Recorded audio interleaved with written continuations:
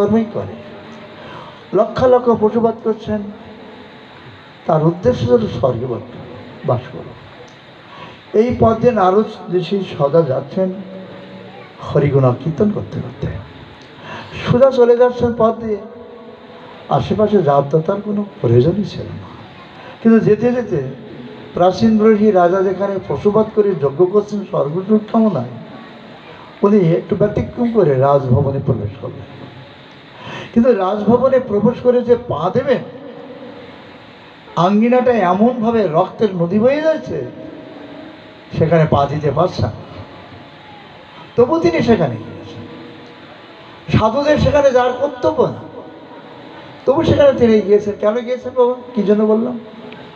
মহন্তের স্বভাব তারিতে পামর। নিজের কোনো দরকার না হইলেও পামরকে উদ্ধার করার জন্য, পামরকে ভগবতমুখী করার জন্য, পামরকে মহামায়ার বন্ধন থেকে মুক্ত করে গৌর গোবিন্দের পাদপদ্ম পাওয়ার জন্য সাধুরাই সেখানে যায়, অজাতিভাবে যায়। আমি একটা বাস্তব দেখলাম বাবা, আমার মতো নরোত্তম পামর, আমার বৃন্দাবনের বাবা, কে যাব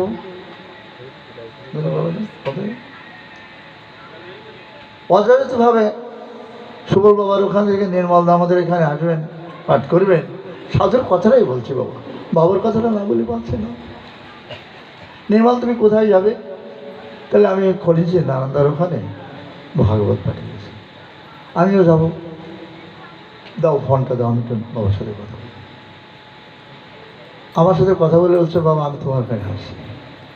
সাধুর অবৈধ কৃপা, এই যে কৃপা, এই যে করুণা, সাধু ছাড়া এই জগতে, মহৎ ছাড়া এই জগতে তোমার এই কৃপা করার মতো কোনো বন্ধু নাই।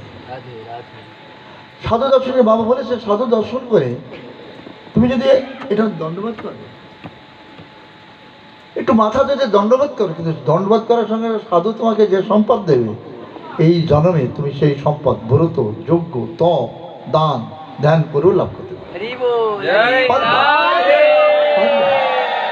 সাধুদের সম্পদ তোমাকে দেবে, শুধু একটু মাথাটা নিচু করবে। যে সম্পদ সাধু দেবে, কি বললাম, তপ, জপ, দান, ধ্যান, যজ্ঞ করুন, সেই সম্পদ তুমি লাভ করতে। সাধুর চরণে মাথা দিলে কি করবে? তোমার কৃষ্ণপদে মতি রস্ত হোক।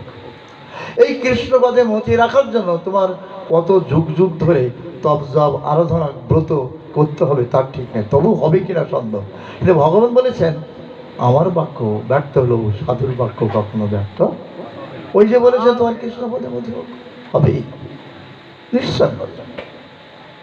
প্রাচীন বহি রাজা সুধার পথে যাচ্ছিলেন, যেখানে পশুবধ হচ্ছেন, যেখানে কামনা নিজের ইষ্ট পূরণের জন্য, অভিষ্ট পূরণের জন্য কামনা করে যজ্ঞ করছেন, ভগবত উদ্দেশ্য না। গীতায় কি বলেছেন বাবা? ইয়ৎ করসি ইয়তস্নাসি ইয়জ্জসি দদাসি ইয়ৎ, তুমি যা করো আমার উদ্দেশ্য করো। আর প্রাচীন বহি রাজা কি উদ্দেশ্য করছেন বাবা? তার নিজের সুখের জন্য করছেন। তাহলে যেখানে ভগবত উদ্দেশ্য হয় সেখানে ভক্তগণ যায়, কিন্তু এখানে ভগবত উদ্দেশ্য না, নিজের স্বার্থ পূরণের জন্য যজ্ঞ করছেন আর পশুবধ করছেন। দেবর্ষী পাদ সেখানে চলে গেল। যে পা দেবে এমন কোনো পরিবেশ সেখানে, রক্তে নদী বয়ে যাচ্ছে। ওখানে উনি দাঁড়াইছেন, রাজার সিংহাসনে বসে পশুবধ করছে আর দেখছে পশুগুলো ছটফট করছে, তাদের রক্ত উদ্গীত হচ্ছে, রাজা দেখছে দুই চোখ দিয়ে। কিন্তু এমন সময় দেবর্ষী পদকে দর্শন করে রাজা আত্মসুখ কামনায় যদিও যজ্ঞ করছে, কিন্তু ঋষিকে দর্শন করে, সাধুকে দর্শন করে, নারদকে দর্শন করে উনি কিন্তু সিয়ারে সিংহাসনে বসে থাকতে পারেন না। সিংহাসন থেকে উঠে ধীর মন্থার গতিতে নারদের কাছে এসে, তখন দেবর্ষী পদ নারদ বললেন, যদিও রাজা স্বর্গসুখ কামনায় যজ্ঞ করছে, তবু সাধুর প্রতি তার দরদ আছে, সাধুর প্রতি তার একটা মোহ আছে। এই জগতে সাধুর প্রতি যার মোহ বা দরদ হয়, তার যে মোহবন্ধন মুক্ত হবেই, ইহাতে কোনো এত বড় বিষয়ী রাজা স্বর্গসুখ কামনায় যে যজ্ঞ করছে, ভগবত উদ্দেশ্য না একটা, তবুও সাধুকে দর্শন করে, দেবশিবাদকে দর্শন করে প্রাচীন বহি রাজা ছুটি এসে নারদের চরণে প্রণাম করেন। আচ্ছা না, একটু আগে কি বললাম যে নারদেশ্বর যদি সাধুচরণ প্রণাম করা, সাধু কি বলবেন? কি বলবেন বাবা? যে তোমার কৃষ্ণ পদে মতি হোক। এইরকম সম্পদ সাধুরা ছয় কেউ দিতে পারে না। আচ্ছা, যেই বলেছে তোমার কৃষ্ণ পদে মতি হোক, তখন রাজার হৃদয় রাজ্যটা একটু নাড়া দিয়েছে। সাধু তো মনে মনে বলেছেন, তো অব্যর্থ যে বাক্য, কৃষ্ণ নাম যে অব্যর্থ বাক্য, আশীর্বাদ তো তার প্রতি বর্ষিত হয়েছে। তা তো জেনে তো না সাধুর আশীর্বাদ। দিবানিশি যার বদনে হরিকথা হয়। তখন দেবর্ষিবাদ নারদকে নিয়ে উনি উচ্চ সমাদৃত আসনে বসালেন, সুবর্ণ ভিঙ্গারে জল এনে পাদধৌত করলেন। আচ্ছা, এগুলো তো তার তো জানা ছিল না। তা যদি জানতো, সাধুরভাবে জানতো, তাহলে এই পশুবৎযোগ্য করতো না।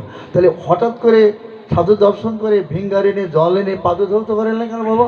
এ তো তার শিক্ষা ছিল না। যে না, কি গাই থাকো বাবা তোমরা? দর্শনে পবিত্র করা। হে সাধু, তোমার দর্শনে আমার হৃদয় রাজ্য পবিত্র। চরণ ধৌত করে চরণামৃত পান করলেন না। তখন রাজাকে বলছেন, মহারাজ, তুমি এই যে যজ্ঞ করছো, এই যজ্ঞে এই যে পশুবধ করছো, এই প্রত্যেকটা পশু তোমাকে বধ করার জন্য তারা অপেক্ষা করছে। প্রত্যেকটা পশু তোমাকে বধ করার জন্য অপেক্ষা করছে। তোমার যদি বিশ্বাস না হয়, আমি তোমাকে কৃপা করে যোগ বলে তোমাকে দর্শন করাচ্ছি। দেখো, এই জগতে জীব হত্যা মহাপাপ, আর এই মহাপাপ তুমি করছো। এই যতগুলো জীব হত্যা করেছো, ততগুলি জীব তার অপেক্ষা করছে তোমার জন্য। তুমি কখন দেহত্যাগ করে আসবে, আর আমরা সকলেই তোমাকে ছিন্ন বিচ্ছিন্ন করে বধ করে তোমার উপযুক্ত শাস্তির ব্যবস্থা করব। দেখো, এই উপদেশটা কে দিয়েছে বাবা? বাবা, মা, ভাই, বন্ধু, শ্বশুর, আত্মীয় সুজন সঠিক পথ দেখাতে কেউ পারে না। এক গুরু পদ্ম সাধুগুরু বৈষ্ণব ছাড়া আর কোনো বন্ধু নেই এই জগতে, কেউ দেখাতে পারে না। এতদিন তারা কেউ দেখায় না। সাধুরে এমন কৃপা। আজকের প্রসঙ্গটা রয়েছে আমাদের। তখন দেবর্ষি বা নারদ করুণা করে লোক বলে বলে, দেখো কিভাবে আত্মাগুলো তোমার জন্য অপেক্ষা করছে, তুমি কখন আসবে। প্রাচীন বই রাজা ভয়ে ভীত হয়ে গেলেন। হে দেবর্ষিপাদ, আত্মাগুলোকে দর্শন করে আমার খুব ভয় হয়েছে, খুব ভীত হয়ে পড়েছি, আমার উপায় কি হবে? ভাগবতের কথা একটু আগে বাবা বলেছেন, আমার থেকে আমার নাম বড়, নাম থেকেও আমার ভক্ত বড়, আর সব থেকে বড় যারা আমার রাধা নাম করে তারা আমার পরম ভক্ত, পরম ভক্ত। ধন্যবাদ। কথা বলে তো শেষ করা যায় না। একটু আগে আমি দাস পড়েছিলাম, আমার বাবা প্রদীপ ফোন দিয়েছে, তখন আমি দাস পড়েছিলাম। তোরা তো, আমরা তো অবহেলা পারত ওরা, কিন্তু ওদের যে ভক্তি, ওদের যে আদর্শ বাবা তো তুমি ছিল, ওখান থেকে আমি আসতেই পারছিলাম না, আসতেই দেবে না। যে তারা, আমরা কাকে ছোট বলবো, কাকে নিকৃষ্ট বলবো? নিকৃষ্ট বলার একজনই মাত্র জগতে আছে। কয়জন আছে বাবা? নিকৃষ্ট বলা, তিরস্কার দেওয়া, তিরস্কার করার পৃথিবীতে একজনই আছে, সেই শব্দটা আমি। আমি ছাড়া এই জগতে কাউকে নিকৃষ্ট বলা যাবে না।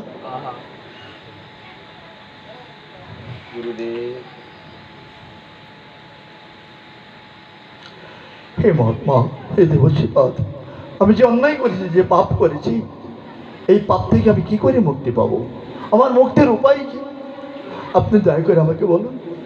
আমি প্রতিজ্ঞা করলাম, আমি স্বর্গও চাই না, কোনো জায়গাও চাই না, আর পশুবাদ আর জীবনে করবো না, কিন্তু আমার উপায়টা কি এখন? দেবর্ষিপাদ বললেন, তোমার জন্যই তো আমার এখানে আসা।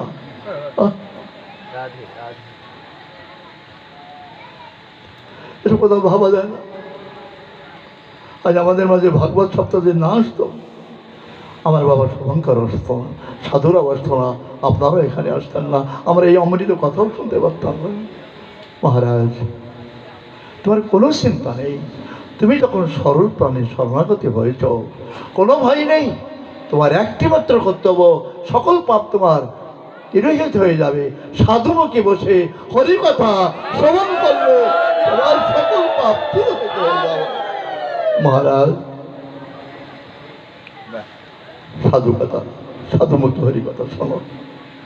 যেখানে সাধুগণ হরিকথা বলবে, মহাত্মাকে যখন হরিকথা বলবে, সাধুমুখে হরিকথা শোনার কায়দাটা তোমাকে বলে দিচ্ছে। কি বলে দিচ্ছে বাবা?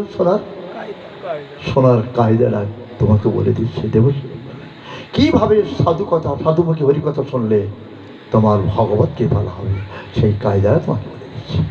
এটুকু বলে বাবা আপনাদের সকলের শরণে ধন্যবাদ। হরিকথা শুনতে গেলে তো এইরকমই হওয়ার দরকার। আহারে নেই, নিদ্রা নেই। আমি মাঝে মনে হয় ওটা খুলনার ভিতরে বাবা, ওখানে সবে মাত্র পাঠে বসছি, প্রভুর কিংবা রাজধানী জাতীয় কথা বলবেন, আমার সামনে একজন বসে, আমি বাসা আশ্চর্য হয়ে গেলাম। সবে মাত্র বসেছি, কোথার থেকে গিয়েছি আর কোথায়, তা আমার সামনে বসে এরকম করতেছে। আমার মনে বারবার এরকম কত বলতে, কি করতেছে, কি করতেছে, ব্যথা পেলাম। আর আমি আপনাদের দেখি, আমাদের হরিকথা শুনছে, আরো শুনবে। ধন্যবাদ, আমার তো দেওয়ার কিছু নেই। যদি কোনো জনের কোনো স্বীকৃতি থাকে, সেই স্বীকৃতি বিনয় বলছি, আপনারা সকলে গৌর গোবিন্দের পরমানন্দ লাভ করে ধন্যবাদ। মহারাজ, শোনার কায়দারা সত্যি আপনাকে বলবো, এখানে সাধু হরিকথা বলবেন, হরিকথা প্রবচন করবেন, আপনি এইভাবে শুনবেন। আপনার দুটি নয়ন সাধুর মুখের দিকে আপনার দৃষ্টিটা রেখে দেবেন। কার মুখের দিকে? সাধুর মুখের দিকে। যে মুখে প্রবচন হবে, সাধুর মুখের দিকে, তার সেই বদনের দিকে আপনার দুটি নয়ন রেখে দেবেন, যুক্ত করবেন। আর আপনার কান দুটো উন্মেষ করে রাখবেন, সাধুর মুখের দিকে থাকবে সেই বদনের থেকে নয়ন, আর কর্ণের লক্ষ্য থাকবে হরিকথা শ্রবণ।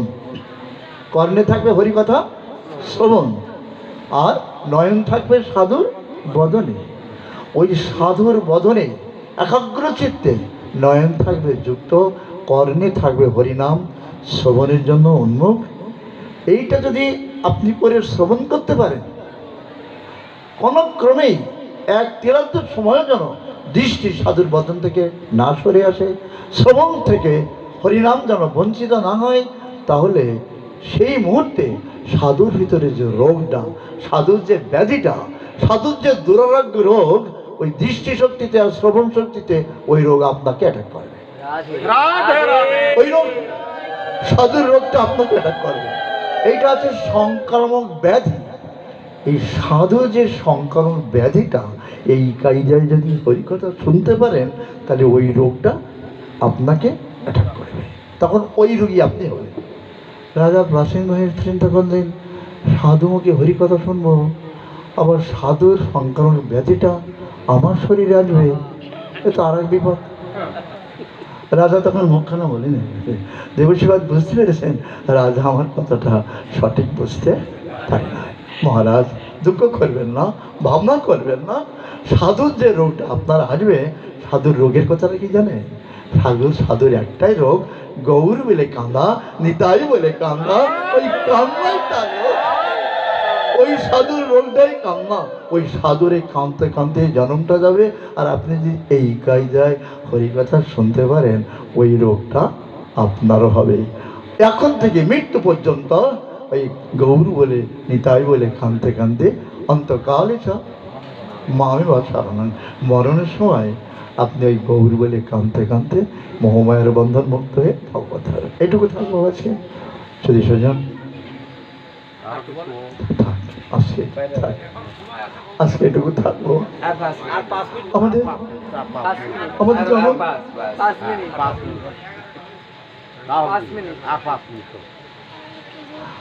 তো আমার বাবা বলেছেন ধ্রুবের কথাটা কিছু, বাবা তো খুব তাড়াতাড়ি বলেছেন।